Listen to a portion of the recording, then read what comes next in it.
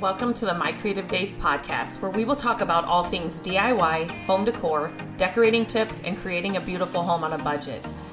I am hoping our time together will spark a creative idea, help you plan your next DIY, or inspire you to finally tackle that project you keep putting off. Grab your favorite cup of motivation and let's chat.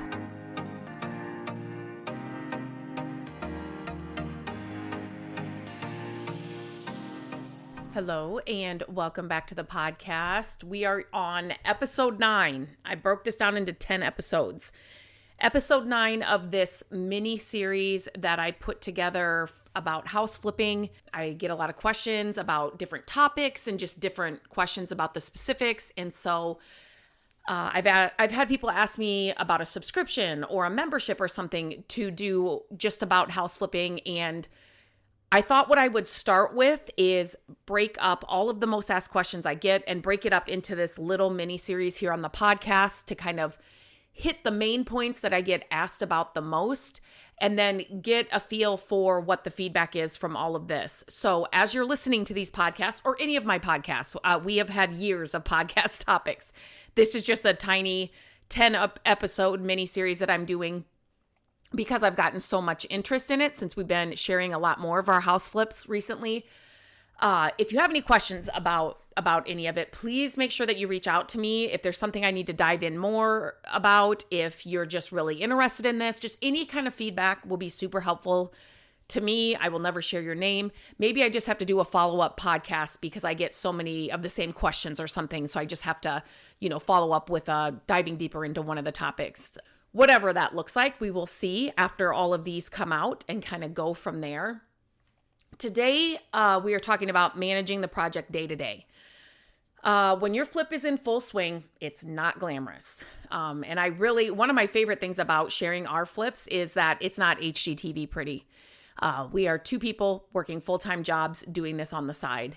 HGTV and those TV shows, on all the other stations or whatever, it's not like that at all. It's more about logistics, lots of pivoting, working with others where you have to figure out the budget. And it's not that you just have a team of 75 people coming in and doing all the work without you having any say. So I thought it would be good to kind of give you what it actually looks like to manage the project day to day when you have real budgets, real people, and real timelines all kind of colliding together. This is kind of shows you whether your flip stays on track or it veers, way off track, and then your timeline and your budget and everything just goes out the door. So if this is the first part of this mini series that you are catching, we've talked about the past 8 episodes are all different topics of house flipping.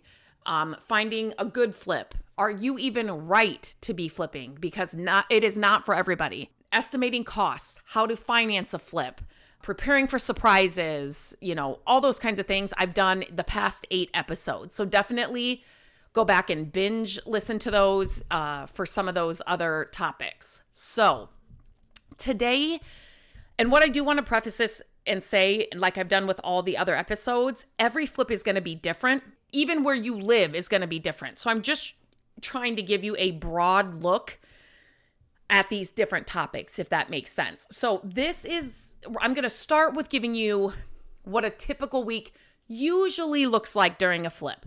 So take this with a grain of salt, meaning, again, they're going to all look different. We've done 8 or 9 houses, and they've all been different. Every single one of them. Different contractors, different projects, different makeovers, different budgets, different issues. Like every single one is going to be totally different. But most of them end up following kind of a predictable weekly rhythm. Think of this more like a framework, not like a specific formula or anything. So Monday is a good reset and direction day. So walk the property, assess what was completed last week, clear up anything that's causing delays, and confirm that trades have what they need. So that means if you are contracting something out and you are responsible for getting whatever it is, materials or whatever it is that you need, that you have to go, maybe you have to go choose the kitchen faucet or the the dishwasher. I'm just making these things up so that the plumber can come in and get the kitchen all set up, right? So you just want to make sure that if that week the plumber's coming to do the kitchen because you've got the cabinets and the countertops and everything in, you need to make sure that you've got all the stuff that he needs to get the project done. A clear Monday is going to reduce chaos the rest of the week, right? So Tuesday through Thursday, and like I said, Matt and I do this. We are working 7 days a week on a flip house, and we are working after work and weekends. Matt works away from the house, out of the house. It's 45 minutes away to where he works. So, if he wants to work during the day, or we've got like a really big list of what we need to get done, he has to take a day off work. My schedule is more flexible. So obviously I can go over there, and kind of work around what I need to get done for my work and then do the projects that I'm able to do on my own. So when I say Tuesday through Thursday, that may look like different days of the week for you, depending on what the flipping process looks like for you. Midweek is usually when most work gets done. And it's also when, obviously, most of the problems tend to come about, right? So if you have contractors there, this is where you're answering questions for them. You're approving design details. You're handling delivery issues. If that's something that you're getting something delivered. You're rearranging timelines.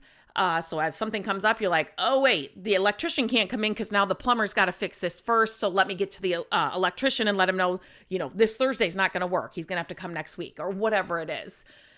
Making quick decisions so that no one is stuck waiting.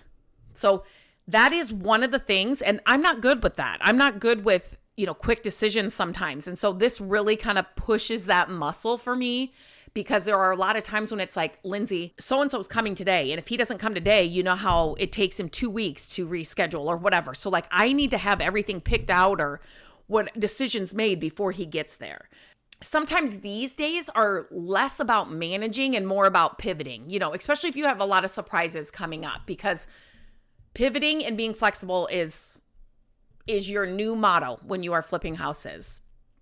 Fridays, and like I say, we work Saturdays and Sundays too. So depending on what this is, so the end of the week, you're looking at what got done, what didn't, and why. Why didn't that thing get done? What went over budget? Where do you have room in the budget to kind of use that money, or yet kind of stash it away in your back pocket and know that just in case something else arises, hey, we've got that $200 pad that the bathroom didn't use, that we can pull from that, in the budget if something new arises that you didn't have, planned for.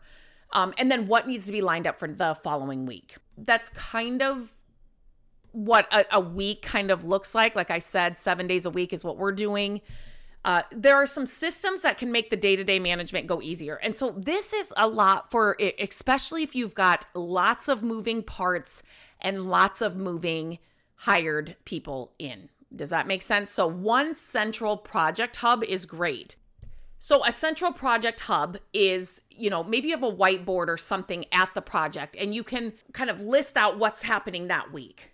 Bob's coming Monday, so that means Larry can do Tuesday. Larry should get the kitchen set. And then Wednesday, I'm coming in so I can paint the wall, so that Thursday, Sam comes in so he can hang that cabinet, whatever it is, kind of, so people that are all going to be in the house can kind of see that central, okay, this is what we're all getting done this week. And it's kind of, we're all playing in this together. So it kind of runs smoothly throughout the week. It's also good to have a central project hub for yourself. So that's your quotes, your receipts, your measurements, your paint colors, your plans, your timelines, all in a single binder. If you are somebody, a notebook, if you're somebody that likes to do all this stuff digitally, like that's not me. I need a pen and a paper. Definitely, have it all centrally so you can go grab whatever you need and it's all right in one place.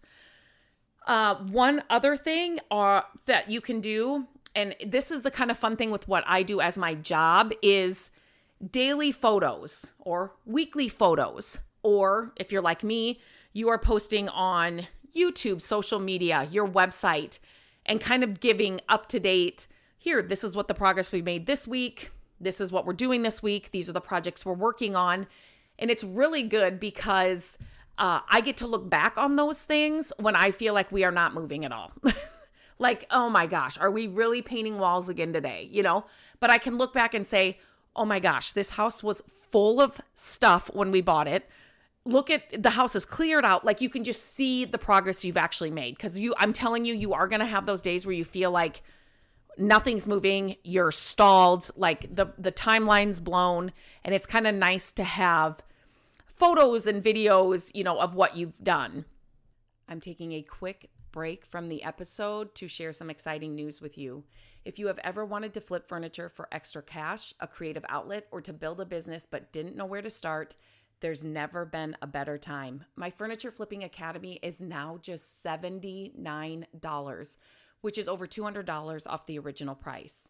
Inside, you'll learn how to find amazing pieces on a budget or for free, how to transform them step by step, sanding, painting, staging, all the things, how to price and sell for real profit, and even know how to work with brands to grow your flipping business in more ways than you know. And that's just the start. There is so much more waiting for you inside the Academy. We have so much packed inside the Academy. It's completely self-paced. Once you buy it, it's yours for life. There are no deadlines. There's no pressure. We do have a sneak peek inside the link in the show notes. It will give you a glimpse inside the Academy. And here's the truth. Nothing changes unless you do. You can keep waiting for the right time, or you can take this step now. At $79, the price isn't holding you back anymore. So stop hesitating. Stop making excuses. Click the link and get started today. Another thing with daily photos, another way you can use this is if you are someone that is not on site daily, at the end of the day or at the end of a project, asking your plumber, electrician, drywall guy, kitchen guy, bathroom guy, whatever it is, or even somebody like one of your kids that wants to learn how to do this or wants to get into this, and you're trying to find jobs for them to do so they can kind of get the feel of it and how this works. Have them send you end of day photos.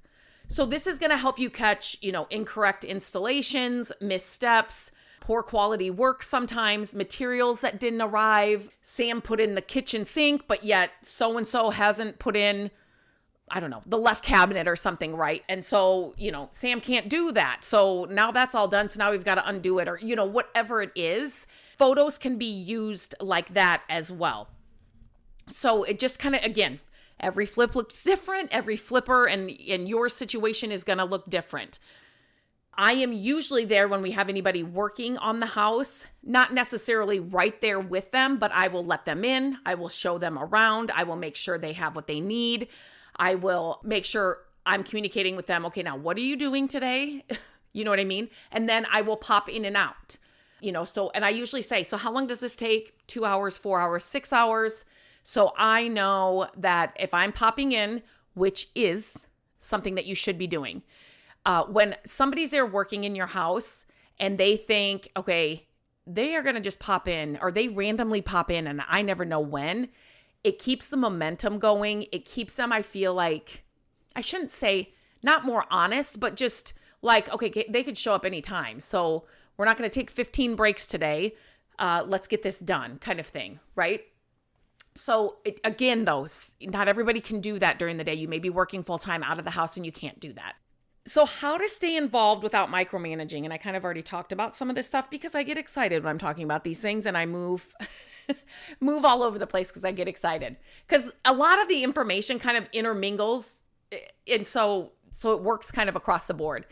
So you don't want to hover, but I'm going to tell you, you kind of do. And you kind of have to, especially if you have new people that are working for you, with you, and that don't really know you yet. They don't know how you jive. They don't know what your vibe is. They don't know, you know what I'm saying? So you do kind of have to hover. And that's what I kind of said when it's like, you got everything you need. I kind of get them set up, talk about how long it's going to take them, what they're actually going to do.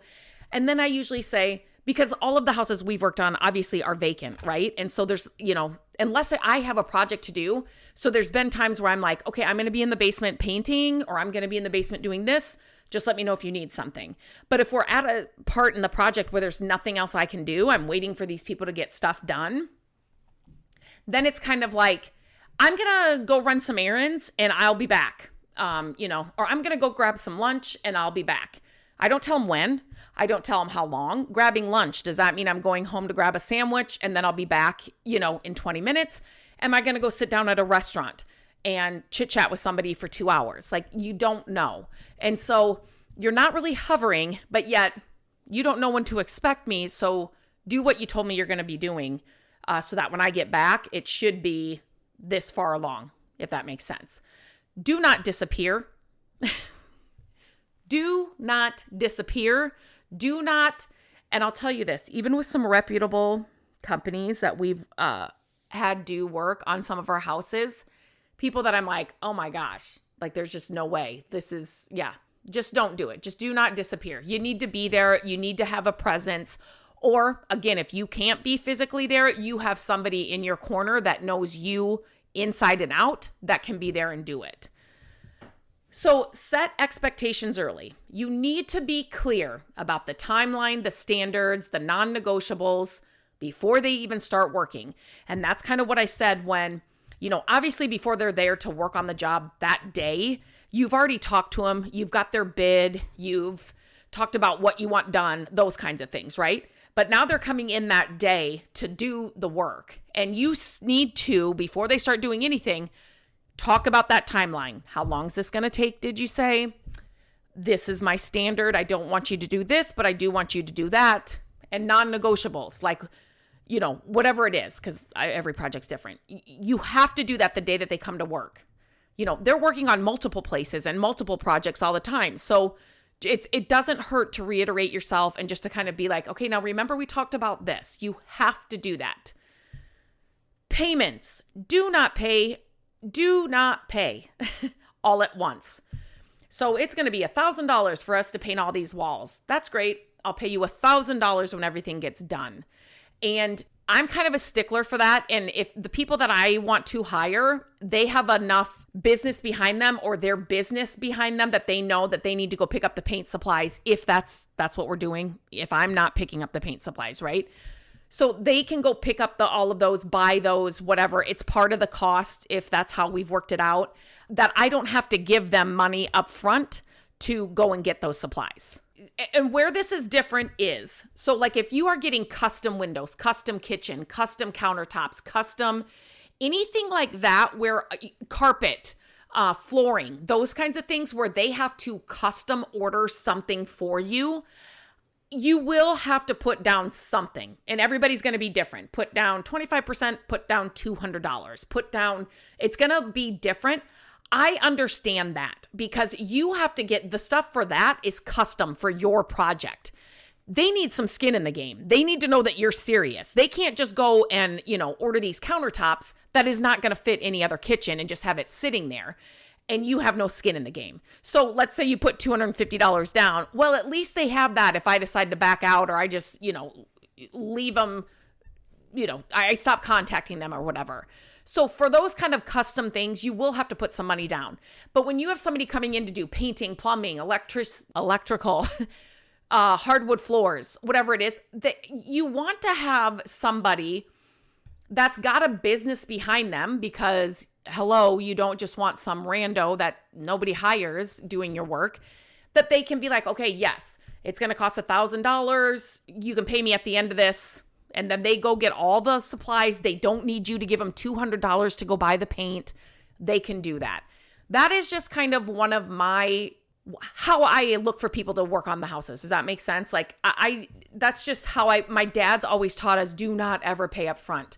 I know so many people that have gotten burned that have paid, oh, here's $1,000. And then the painters never show up. Do not do that. You can pay as progress happens. So maybe it's like, you're going to get all the drywall done. And so, okay, once they get all the drywall hung, you'll pay them a quarter of it. Then they get the drywall taped and mudded. Okay, then you pay another quarter of it. And then maybe they're painting it and all that. Like, you could do it like that as well. Just do not pay it all up front. This keeps your people motivated and it protects your budget. And it just keeps them working because making progress once you get this fully done, you get your paycheck. Does that make sense? Check in consistently, not excessively. So those are two different things, right? You don't want to be standing over somebody's shoulder as they're painting your living room, in your project. And but consistently is, I'm going to walk in, I'm going to, I don't know, check on something in the kitchen. I'm just going to walk around, make sure that the guys are all painting. And then I may leave. I may go out to the yard and work in the yard for a while. And then after an hour, you may come back in and do it again. Random pop-ins, they just hold everyone accountable. I'm telling you, they hold everyone accountable, and it's a good thing to do. Write down everything, changes, agreements, decisions. If you think you will remember it, you will not. You will not. There's too many moving parts. You will not remember it. And the people working for you will not remember it. Again, this may be the 5th job they're working on this week alone. And they, were painting Susie's living room navy and yours was supposed to be white, and they walk in with navy paint. It's just, there's too much going on, too many projects going on both ends. Write it down. Write it down. Okay, this comes up because it's come up in every single house we've done. Managing the mid-project burnout. This happens for me every single time. It does for Matt too. In every project you do, no matter how big or small it is, you are going to get to the point with, are we ever going to finish this? I do not want to go back over to that house and do one more, whatever. It is totally normal. It is totally normal. It's like the messy middle where it's like, okay, a lot's been done, but yet we're still not done. So here are some things that we've done when that happens. Number one, Matt and I work so well together that it's like, I know his point where he's frustrated or uncertain and not confident in a project. This is so funny, but I know I have to I have to remove myself from the entire property. Or I can usually, if he's doing something inside that's like that, he's getting frustrated. He's never done it before. He's not very confident that he knows what he's doing. I can go outside and that's usually better. But when I am there and that's happening, it's a no-win situation. And it's not even that we argue or anything. I feel like sometimes when I'm there, he's rushed or he has to do it. Whereas let's just say I go home and he stays there and it'll be a couple hours and he'll call me and be like, okay, I got that done. I have just learned that I cannot physically be there when he's going through those times. On a flip side, I am somebody that gets overwhelmed more than he does. Does that make sense? So he's not overwhelmed. I just know he's not confident, in a project he's never done, or he's got to figure it out. It's not like he's overwhelmed, but it's just, I shouldn't be there. Give him the space to figure it out. Now me, where I get overwhelmed, it sometimes will come out in my attitude or in my, I'm getting frustrated, overwhelmed, and he will be like, okay, you need to go. Or guess what? Today we're not going to do anything. Or, this afternoon, let's go out for lunch. Let's get out of our paint clothes and we'll go to lunch. You kind of feel, and you could be doing this on your own, and that's fine too. But with Matt and I, that's kind of how it works and what we've learned through the projects. Take one day off weekly. And for us, our timelines are really usually short. And so we may not take a full day off, a full afternoon. Okay, we're going to go over there and we're going to spend a couple hours. We're going to get these small things done. Then we're going to come home, take those paint clothes off. You literally live in work clothes, throughout the whole project. We're just going to take those clothes off, get cleaned up, and we're going to go do something else.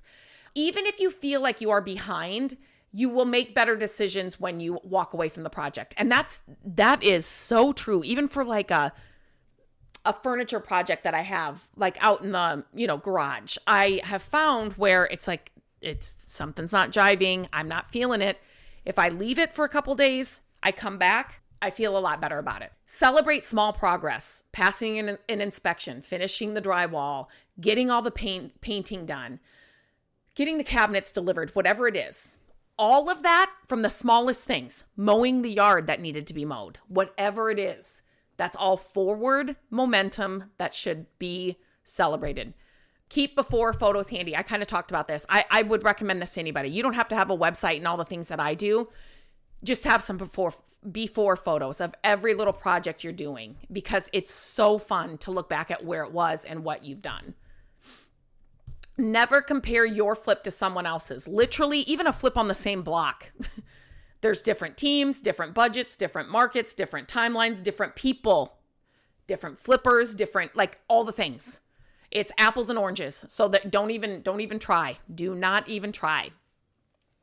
And always build buffers in from day one. So that's budget buffers, timing buffers, those emotional buffers that I kind of talked about with what kind of Matt and I do. They just prevent the panic, the overwhelm, it just, so you're not taking it farther than it has to go. Managing a flip day to day is where the real flipping happens. It is not just design choices and big transformations. I'm telling you, it's not that. I know that's what all the shows want to tell you and show you, and that's how they have a show, right? That's how those shows are popular, because it's like instant gratification. It's like, my gosh, a whole new kitchen that they gutted the whole back of the house in one weekend and have a beautiful brand new kitchen. I mean, that's what we want to see. We want that instant gratification, that instant, before and after. That's what TV is, right? That's the way it's supposed to be. I get that. But I think a lot of people get that, well, that's the way mine should go. And it's not like that at all. It's more about, communication, organization, quick decision-making, staying steady, staying on course when it's all chaotic around you. Like, that's what flipping is. Like I said, if you have any questions about this episode or any of the episodes you hear, please reach out to me. You can always DM me on Instagram at mycreativedays. You can also email me, lindsay@mycreativedays.com. If you have more questions, you want me to dive deeper into any of these or any of the podcasts, I always tell you, please keep sending me your feedback, your questions, your topics you want me to, discuss or talk about here on the podcast, because it just helps me know exactly what topic I need to chat about, because otherwise I don't know. So keep those coming in. Also, if you enjoy the podcast, I want to make sure that you are subscribed to our YouTube channel. We will leave the link to that in the show notes. It's youtube.com/@mycreativedays. It's My Creative Days everywhere. We post the podcast every Monday on the YouTube channel. That will never change. We've been talking about hosting and just making some other changes that may affect where the podcast is hosted. Basically, what I'm telling you is we will never stop putting it on YouTube. So if you enjoy the podcast, you need to go over to the YouTube channel and hit the subscribe button. And then if you click the bell when you're there, you will be notified when anything new comes out on our channel. And not only you're getting the podcast every Monday on our channel, I make new videos every week. The DIY videos, the thrifting videos, the flipping videos, the house flip videos, all of that. House projects, DIYs, all of that I am sharing on the YouTube channel weekly, every week. So you're getting a lot more on the YouTube channel. It's free to subscribe. It's all there for you. But I just want to make sure that I'm saying that at the end of every podcast here, just because there may be some changes about where we host the podcast, but it will not be taken off of YouTube for sure. So until next time, I hope you have a great day, and I will talk to you very soon. Hello, friends. Thank you so much for listening to the podcast. I'm grateful that you tune in every week and that you share the show with your family and friends. I love having creative chit chats with you, and my hope is that this podcast will inspire you to try a new project, start a DIY that you've been putting off, and decorate your home exactly how you want it. There are a few ways you can help us with the podcast. Follow the podcast so you don't miss an episode. And if you could take a few minutes to leave the podcast a review, that would help us so much. Again, thank you for being here, and I look forward to our chat next week. Bye-bye.